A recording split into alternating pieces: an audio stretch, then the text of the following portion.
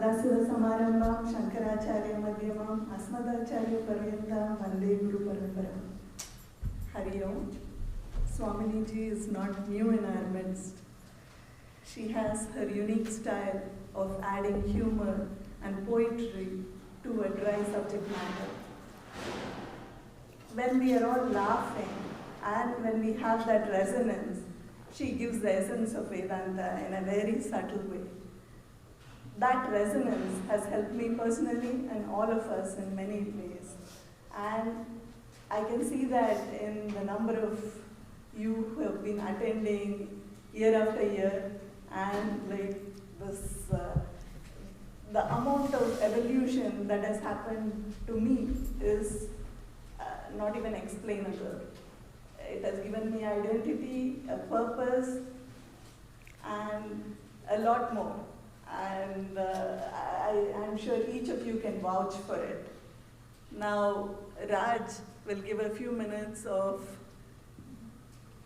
the crux of it and the modalities. There is snacks here, lunch will be served, and there is restrooms behind the hall. And for the crux of what is going to be taught and the subject matter, I give it to Raj.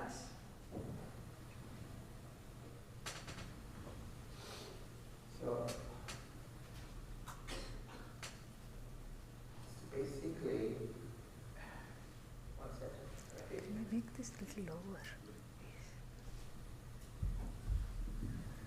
So with deep reverence and joy, we welcome Swamini Chatmavidyananda here into our retreat here. In her presence is a blessing that transforms this space into a sanctum of truth, compassion, and awakening. Swaminiji's teachings invite us to Ishwarize the Jagat. I'm going to use her words, okay? To me, those words are very, very important, and have brought another level of understanding. So Ishwarize the Jagat, to see the world not as a fragmented or threatening, but as Ishwara's intelligent manifestation, and in doing so, we shift from resistance to reverence, and from confusion to clarity. So these are important things to remember. Her words. She also reminds us to trust in the greater flow, the unseen current of cosmic order that carries each of us towards our own unfolding. To live in alignment with this flow is to surrender the small self and rest in the vastness of the being. Today, as we gather in this retreat, may we open our hearts to receive this vision and allow it to shape our understanding, our devotion, and our daily lives. As you know, Swamini has been doing a lot of teaching over the years, this year in particular, with 3-month courses before, and subsequently starting another 3-month course in September. And she's done a number of Upanishad courses also, so very well in demand all over the world, basically. Her recent book, Samvada, Dialogues on Oneness, is extremely popular, okay? And it compiles deep questions from students and her illuminating responses, making subtle Vedantic truths accessible through lived inquiry. So it is not just concepts, it is true living in these things. She continues to address contemporary challenges like self-sabotage, distrust, and despair through Vedantic lens, offering practical tools for inner transformation. So Swaminiji's work this year reflects a beautiful integration of scriptural precision, words are important, okay? Compassional pedagogy, I guess is the method of teaching, and fearless engagement with the world. This is turbulent times, we need to figure out how to help it, right? Her teachings remind us that Vedanta is not just a philosophy, it is a living truth to be recognized, lived, and shared. So in this retreat, let us reflect and contemplate on what we have learned to date and regurgitate on what we understand, so that we may have a greater appreciation of the knowledge of the greater truth. So we welcome Swamini to give us this wonderful knowledge.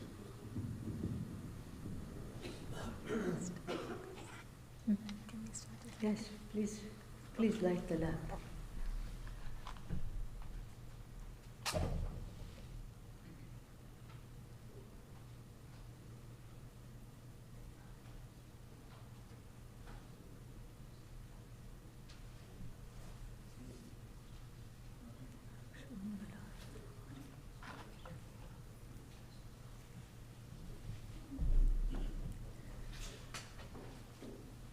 Start now?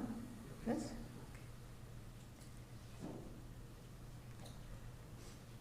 Om Shruti Smriti Purananam Alayam Karunalayam Namami Bhagavad Padam Shankaram Lokashankaram Shankaram Shankaracharyam Keshavam Badarayanam Sutra Bhashya Kritau Vande Bhagavantau Punah Punah Ishvaro Gururatmeti Murti Bheda Vibhagine Vyomavad Vyapta Dehaya Dakshinamurtaye Namaha Sadashivasamarambham Shankaracharyamadhyamam Asmadacharyaparyantam Vande Guru Paramparam Om Sahana Vavatu Sahanau Bhunaktu Saha Viryam Karavavahai Tejasvinavadhitamastu ma vidvishavahai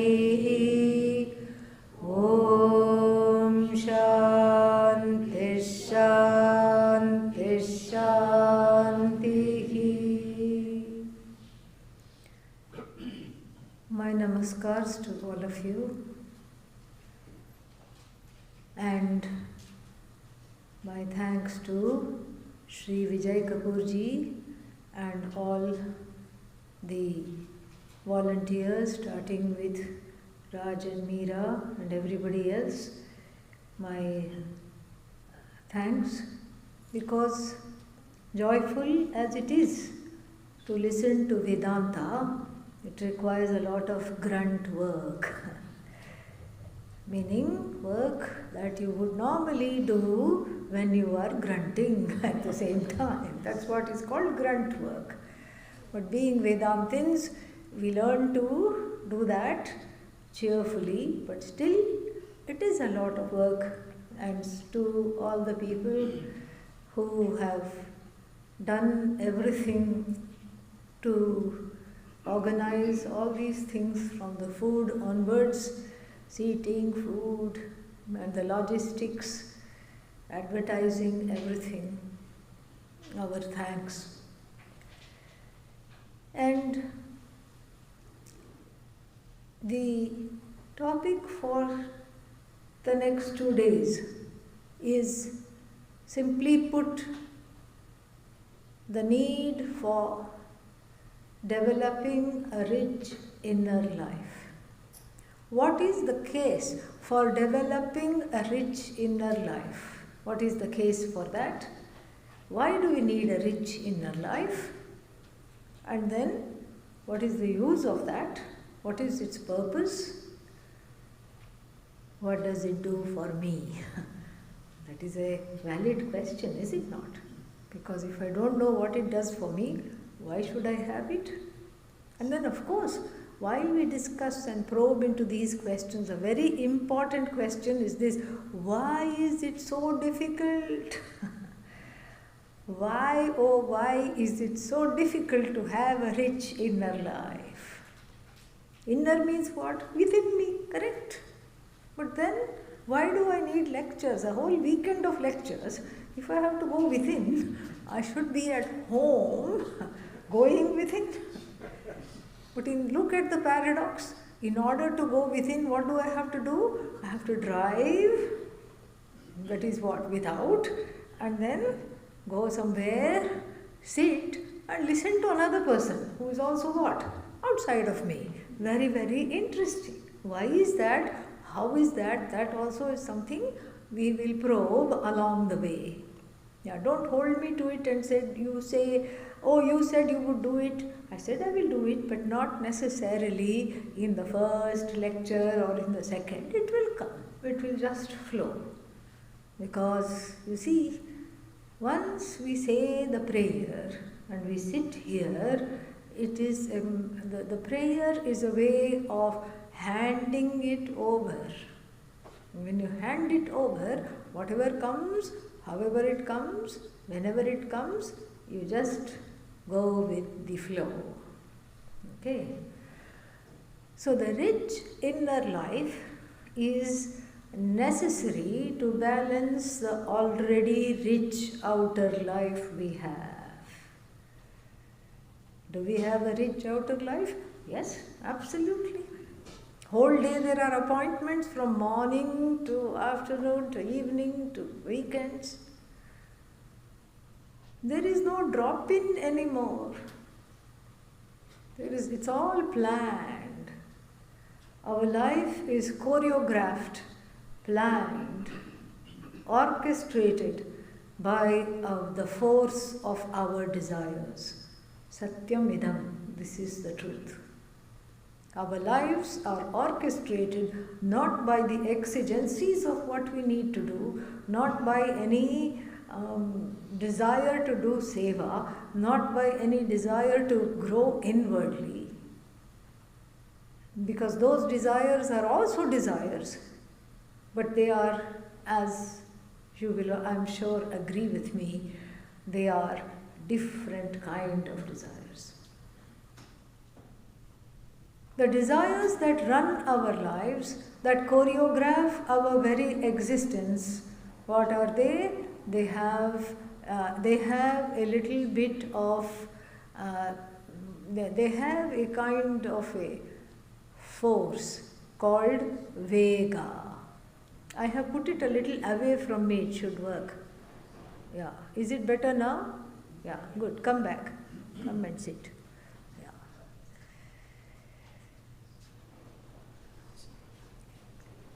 A little bit of mind reading on the side. Yeah. So, that's what, I know why you left. Yeah. She pays attention to these things. I understood, it was too close perhaps, so I have put it a little bit away. Now the echo should just go, right? Yeah. So, our lives are driven, no doubt, but not always by our intentions. The intention may be to develop a rich inner life. The intention may be to meditate more, to go inward more, to be more with oneself. But what often happens is that there is something else that derails this intention constantly. There are two kinds of desires in each person. Of course, there are many desires, but two are important, two kinds generally. One is the desire for moksha, to be free. To be free. To be free of what? To be free of battling with all kinds of desires. That is the freedom. To be free of the pressure to fulfill desires all the time. To be free of wanting something or the other and needing it to be attended to urgently. To be free of all the things that I do not want in my life, old age, pains, sorrows, wrinkles, complexes, everything, in short called samsara. What is the one word definition of samsara? Some sorrow, that's what is samsara. 2 words, okay? Yeah. Some sorrow or the other, I am afflicted by, and this affliction we can see drives one crazy and drives one from pillar to post, as they say, because the desires don't keep me quiet. The desires make me dance, the desires choreograph my entire existence from womb to tomb. Birth is due to desire. What kind of, oh, but the baby is newborn, poor thing, innocent, what kind of desire can it have? From last life it has carried Sukshma Sharira. Yes, through the subtle body it has carried the desires. And it lies on the bed and kicks its feet and hands and cries, why am I already not in an adult body? It appears to be saying. This is so frustrating, having to depend on these parents who are idiots. They don't know what I want. I want world domination, but here I am all I'm able to do is kick and scream. That's all I'm able to do. I have plans. I have to discover something. I have to do this. I have to do that. I have to go to college. I have to educate myself. I have to do all these things. From birth till death. Even at the time of death, desires come in the way of communing with Bhagavan. They say, please think of Bhagavan at the last moment. And in India, we have found a hack, because the last moment, nobody thinks of Bhagavan. You're thinking everything is hurting, oh my God, I'm short of breath, and all the ailments one is thinking of. So this is called the Hindu hack. We found a hack. What is the hack? Name your children after Bhagavan. Narayana, Sridhara, like this you name. So, you will be calling your beloved son Narayana or your beloved daughter Narayani. You will be calling her. And then what? It's like a punya hack. You still get the punya of calling Bhagavan, Bhagavati. You're calling Bhagavan because Narayana, Narayani is who? God, Goddess. But there also this person fails to think of Bhagavan at the last moment. Bhagavan means inwards. That's also about inner life. Bhagavan is not somewhere, he's here. So, here also the person fails. Why? Narayani, 4-syllabic word. So, nobody calls like that. Narayana, nobody calls like that. Nano, this is the pet name. That is what is going to come out at the last minute. All right. And so, from womb to tomb, we are made to dance various forms of dances depending upon the region that we live in. In the West, the desires make you do a ballet. Cha-cha-cha, cha-cha-cha, 1, 2, 1, 2. This is what you're doing.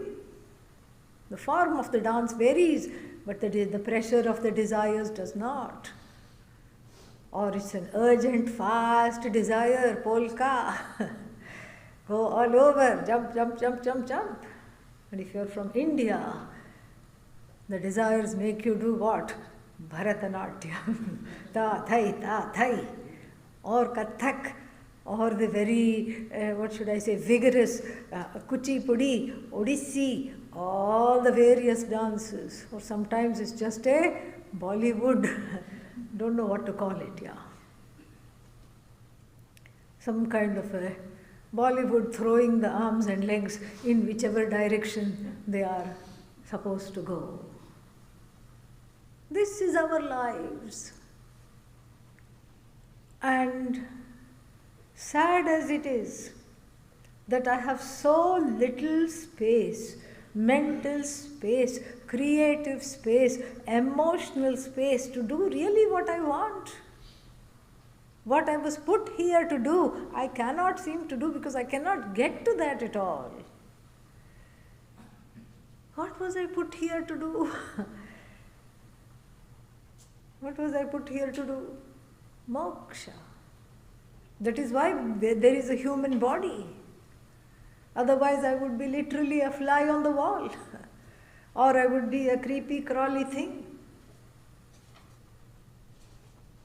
Moksha must have been a very strong desire in all your lives. That is what has brought you here. Whether you remember it or not, that freedom from this affliction of being a constantly disappointed person is what has brought you here. But that moksha is postponed, postponed, postponed. Better luck next life, better luck next life, better luck next life. And we are in the complacent understanding that next life we will also be a human being. Not necessary. People asked me this in this very complex last time. If I am a human being now, that means what? I'll be a human being next life, not necessary. This life, human being, yes, because all that is here is now. Next life, what one is, one doesn't know, one will not know because it depends on the actions done in this life. Suppose somebody is a human being now, and then you go near them, touch something that belongs to them, and they go rrr, brr. Next life, what? Dog. Yeah. Territorial. This is what happens. So therefore, we can't bank on the next life. Moksha is an urgent desire to be fulfilled here in this body right now. That is why this blessing of a human life, where I can think, where I can talk, where I can tame the mind, where I can focus, where I can gain the qualifications to study the Shastra, and where I can be redeemed, liberated, is given. This is what is given. This is what I have to go with. So that this is the first kind of desire, is to be free of desiring, free of being a wanting, desiring person. Free of being identified with numerous desires. That is the first desire. And what is the second kind of desires?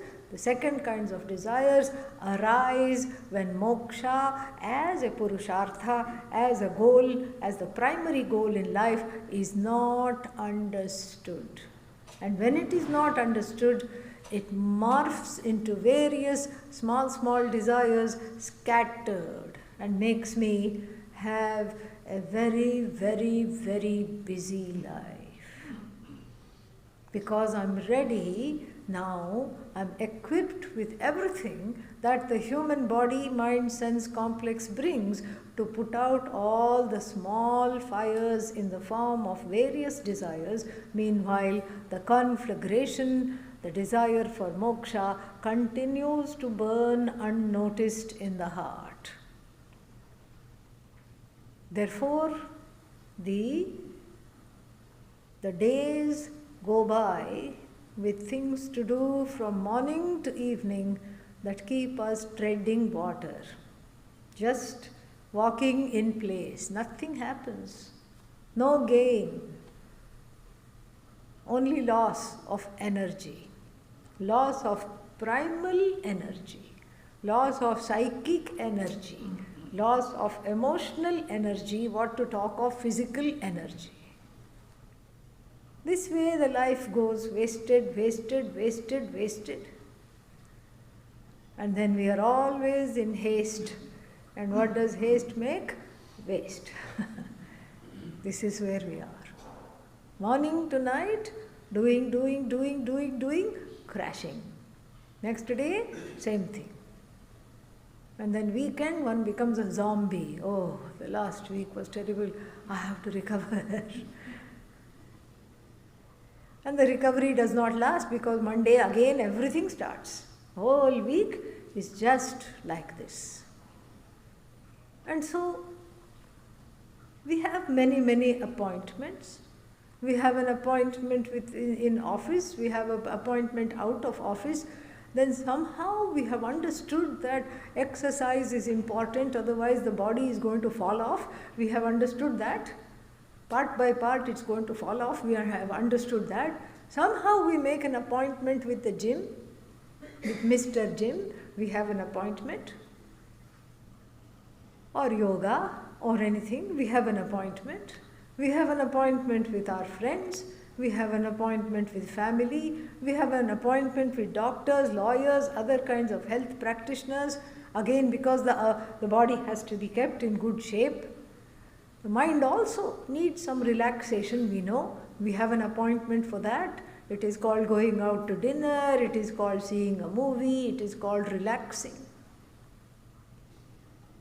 But all this is not enough. We have to make an appointment with ourselves. An appointment with the self. And this is the beginning to cultivating a rich inner life. How do we do that? We will see. And if it's possible to dim the lights a bit, we can actually demonstrate that. If there is some way to either turn off half the lights or dim them. Now we can turn more off.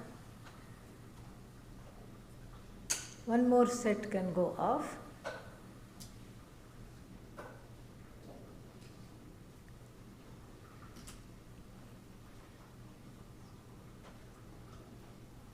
However, you are sitting, sit in a comfortable position.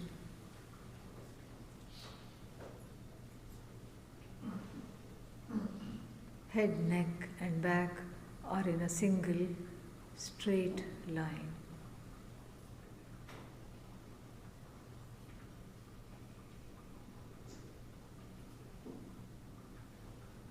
If you don't need to lean back on the backrest, come forward a little bit so that the posture can be maintained. Eyes softly closed, hands on the lap, fingers touching.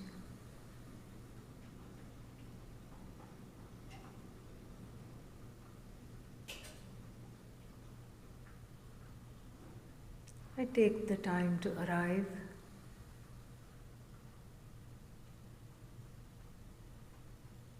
and begin an appointment with myself.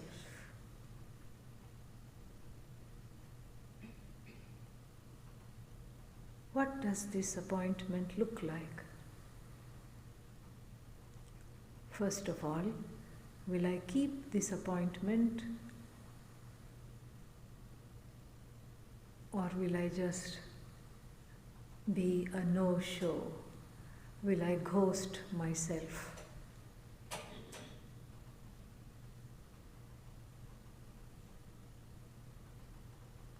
Second question, what will I wear to this appointment? What should I wear? Is it casual? Is it informal? Formal? Or perhaps a better question to ask is what kind of masks should I take off to have this appointment with myself?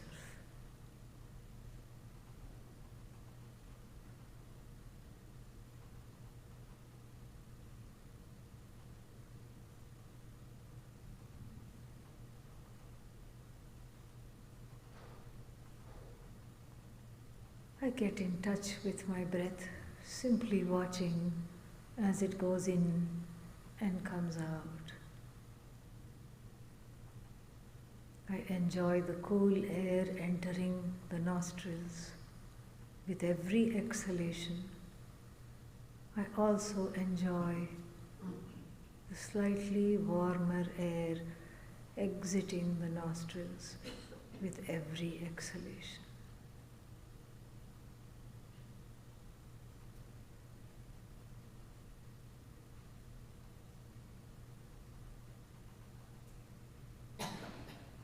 Then the next question presents itself: what is this self with which I am having an appointment?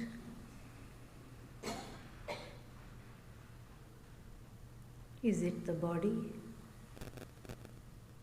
Body, deha.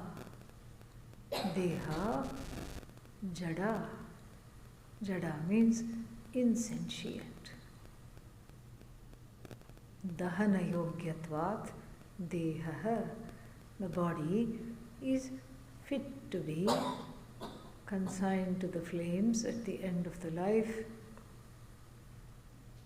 Therefore it is called deha, which means body in the Sanskrit language.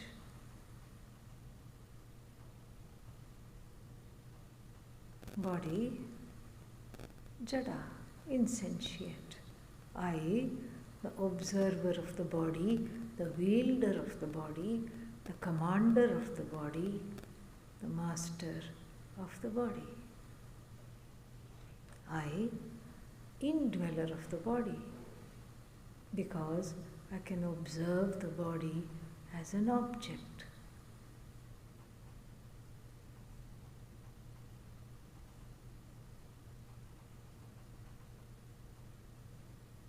Om Ishaya Namaha. Om Ishaya Namaha. Om Ishaya Namaha. Breathing, I can observe. Sense organs, I can observe.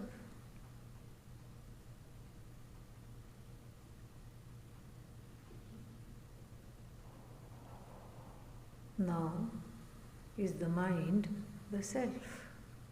The mind also I can observe right now. Thoughts come, thoughts leave.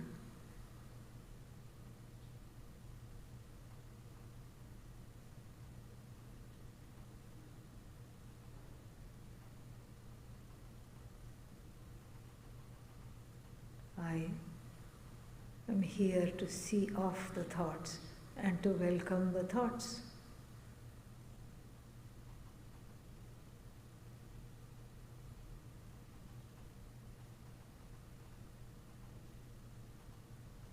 Without shunning the thoughts or running after them, I simply watch the thoughts like leaves falling in a moving body of water, a river, a creek. Thoughts come, thoughts go. I stay.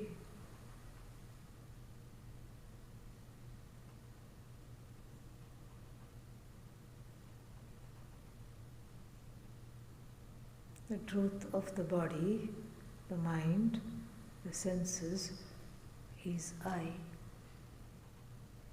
Not an object, cannot be seen, cannot be interacted with, yet available, evident as I, self-evident consciousness.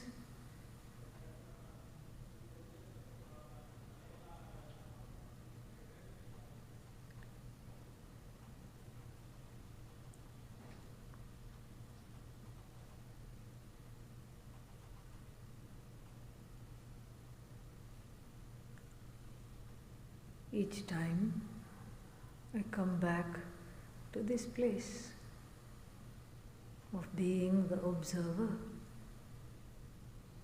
Sakshi.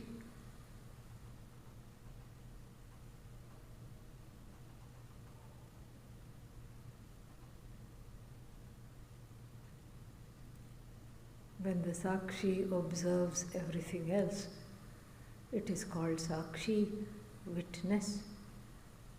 When the Sakshi observes itself, it is abiding in one's own Swarupa.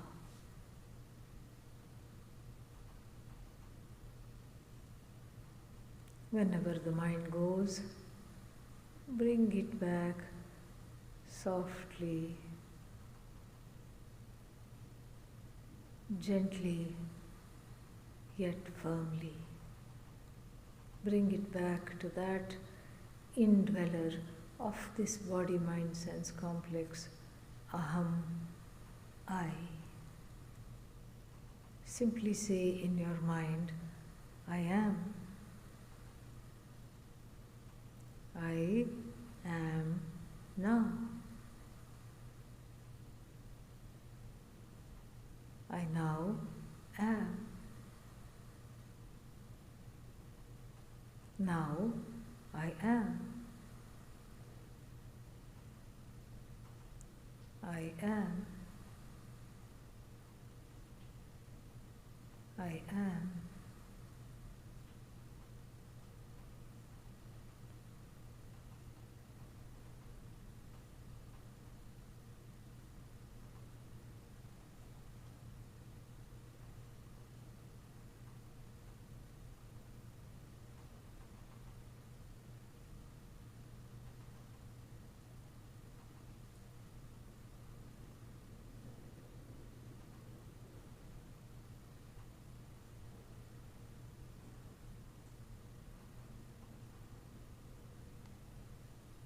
Again, when the mind goes, bring it back to the mantra, I am now.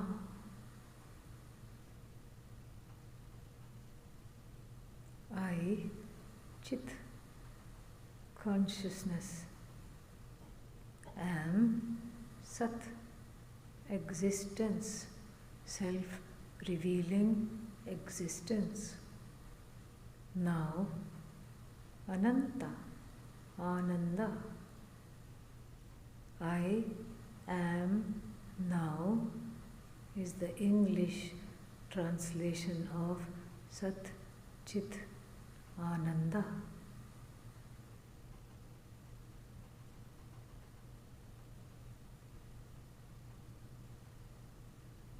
No afflictions, no fears, no tears.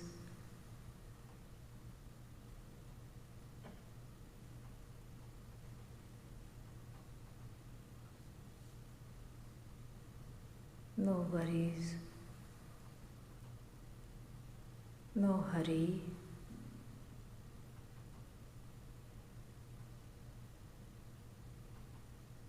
The I is a sentient, conscious being that is no maintenance.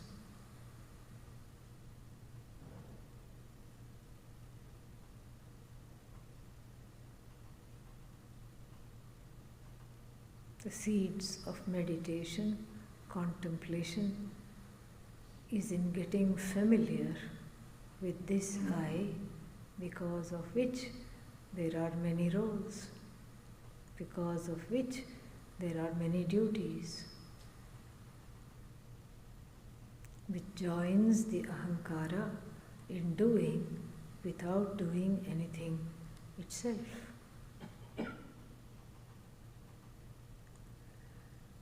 Om Shanti Shanti Shanti. When you're ready, please open your eyes and please let us have the lights back in the room.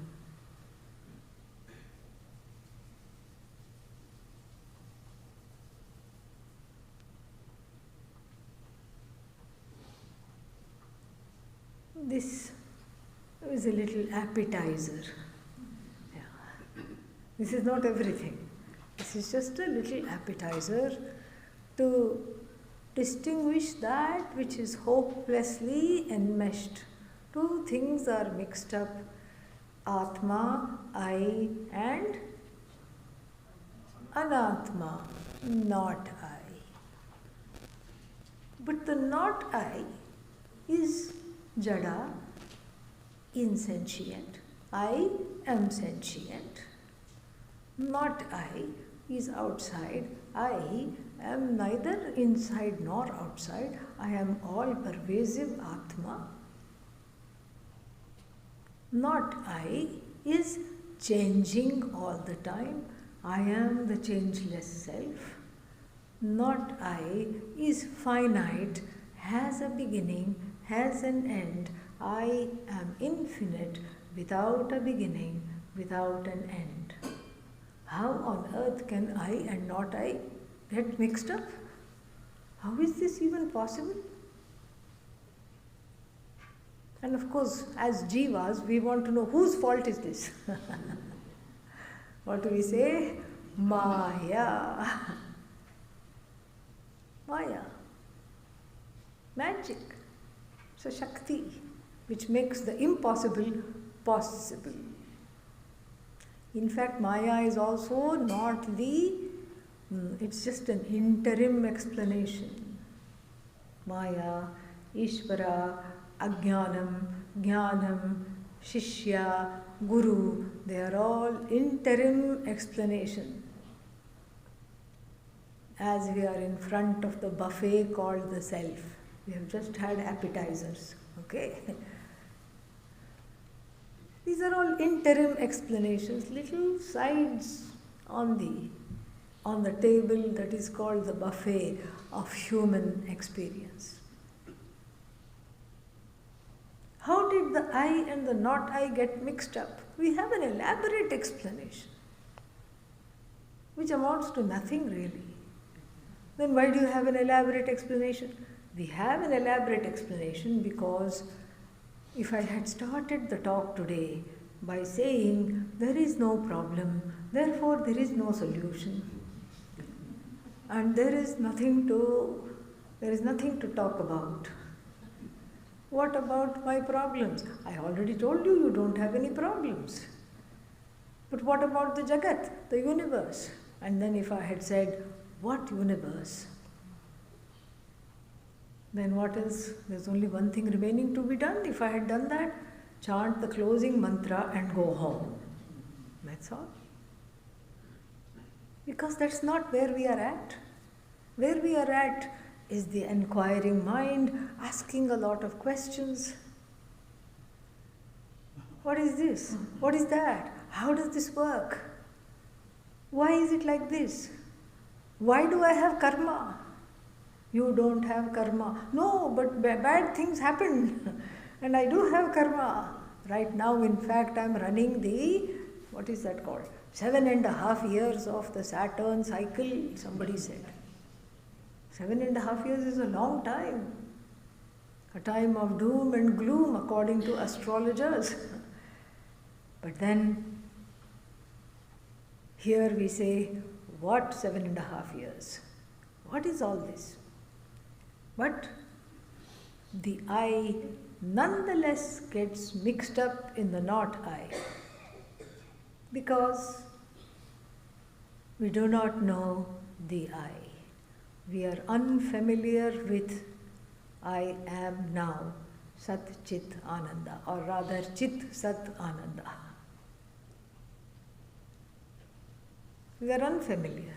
We haven't spent enough time having an appointment with ourselves because we are busy with the choreographed yet urgent dance of various desires that portend to take us towards oneness, but in reality take us far away from ourselves as much as possible. So the dance is not Bharatanatyam or waltz or anything like that. It ultimately ends up like the dance of a cat on a hot tin roof. Total disharmony. Neither rhythm, nor grace, nor integrity. And therefore, this mix-up, the as-though mix-up between the I and the not I, which has happened due to an imaginary power called Maya Shakti, which translates as all knowledge for Ishvara and for oneself as all ignorance. We are in the shadow side of Maya, all ignorance. Ignorance gives rise to various desires because we don't recognize the original desire, and the various desires make us flounder in a world that we are still getting to know. The world is presented as something that will help me fulfill all the desires, a place where I can mine and extract all kinds of things.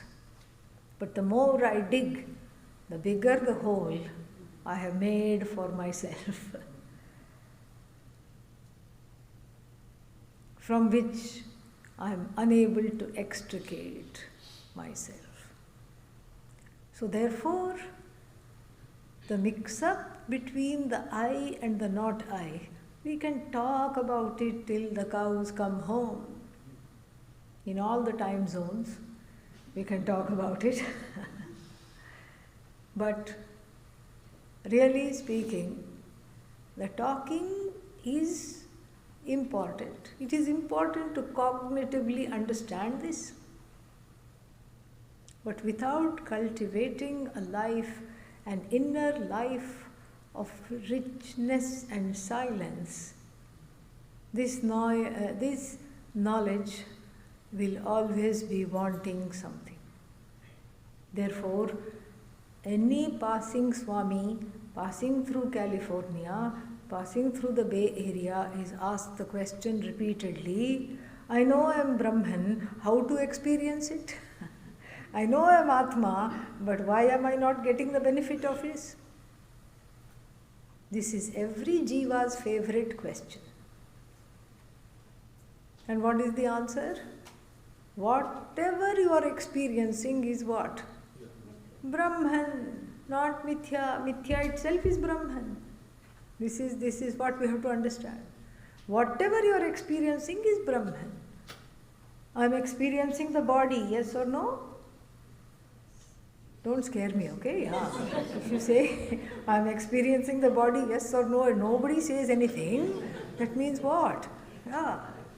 Don't have an out-of-body experience, okay? Yeah. Not in my time, all right? Go home and have it, no problem. Yeah.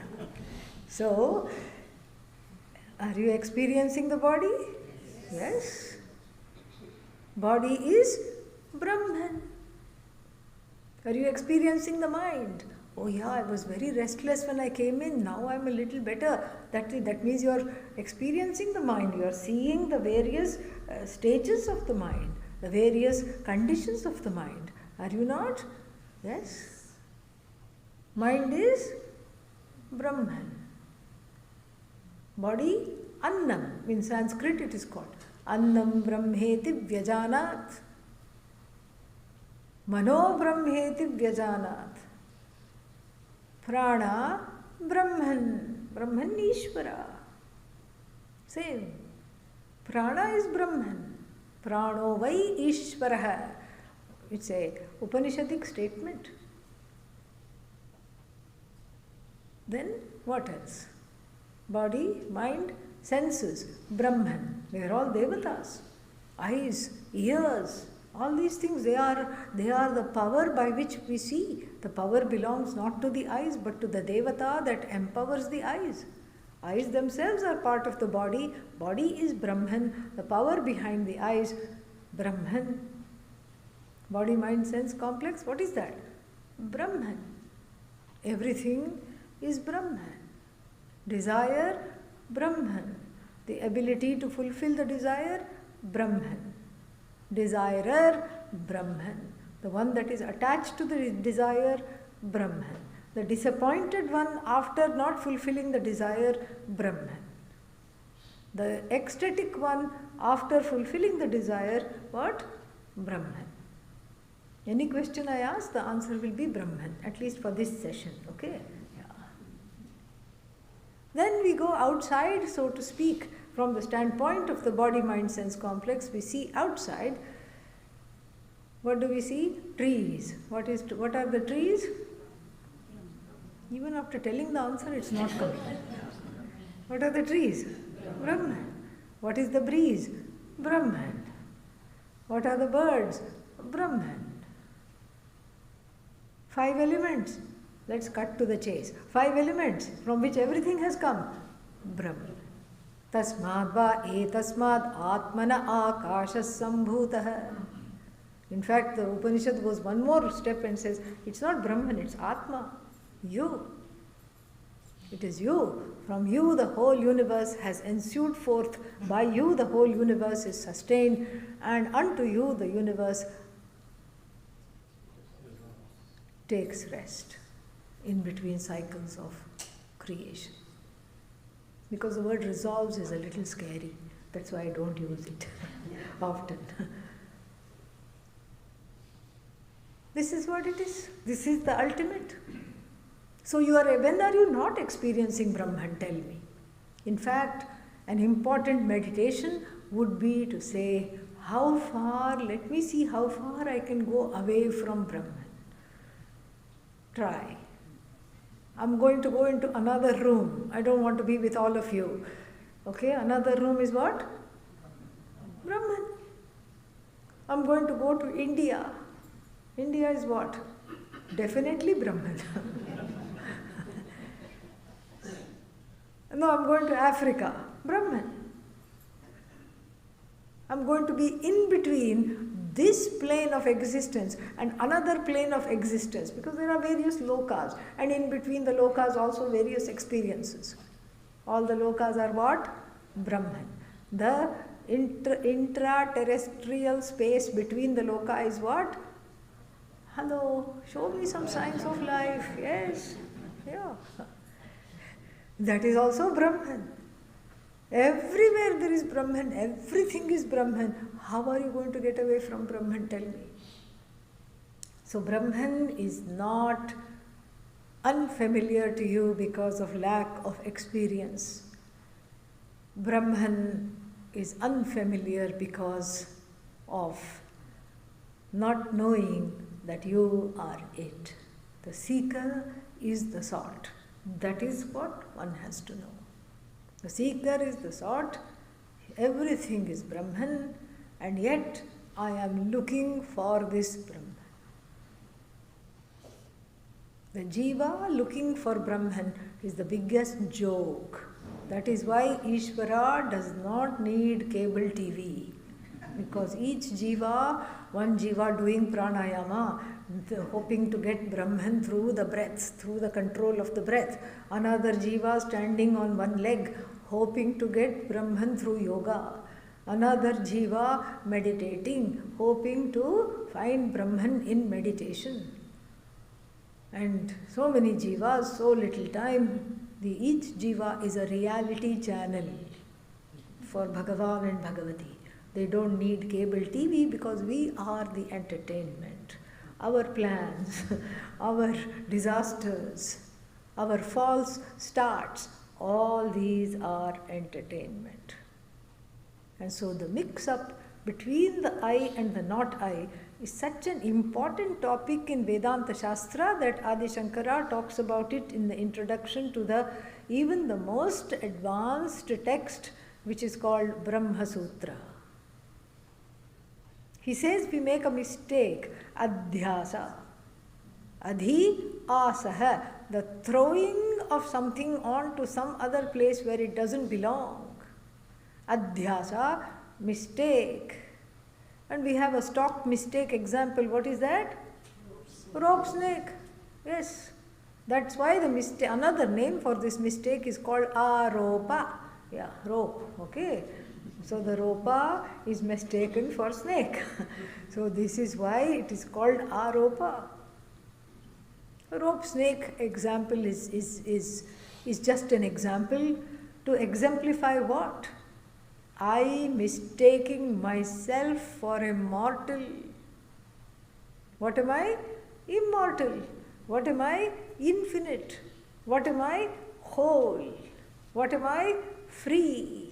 What am I? Not afflicted by all the kinds of things to which I succumb on a regular basis.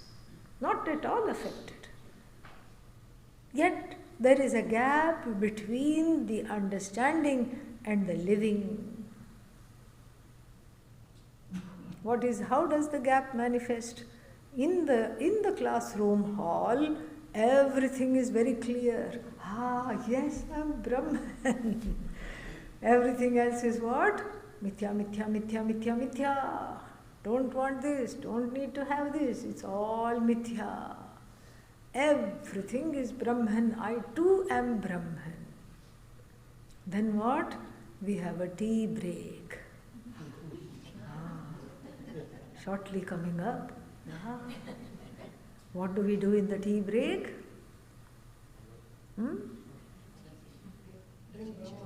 Drink Brahman. Fantastic. Very nice. In the tea break, there is a forgetting. There is a forgetting. It just seems to go out.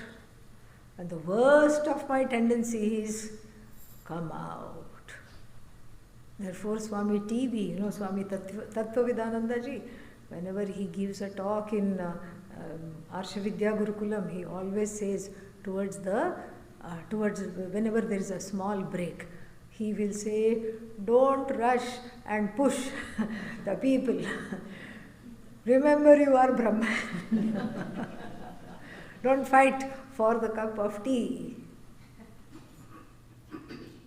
We forget. We are contented from 1 minute to another, from 1 second to another. We go from total contentment to total discontentment. We go from fearlessness to anxiety. We go from fulfillment to be back to a wanting person.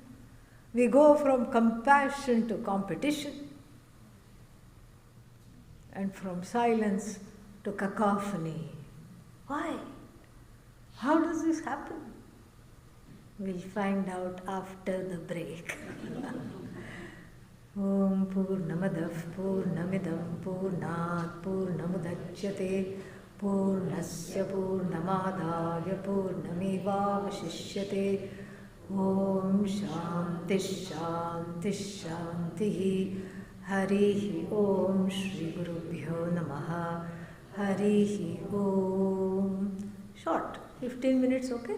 Yeah, 15 minutes. Online also, please. Come back in 15 minutes and then we can talk.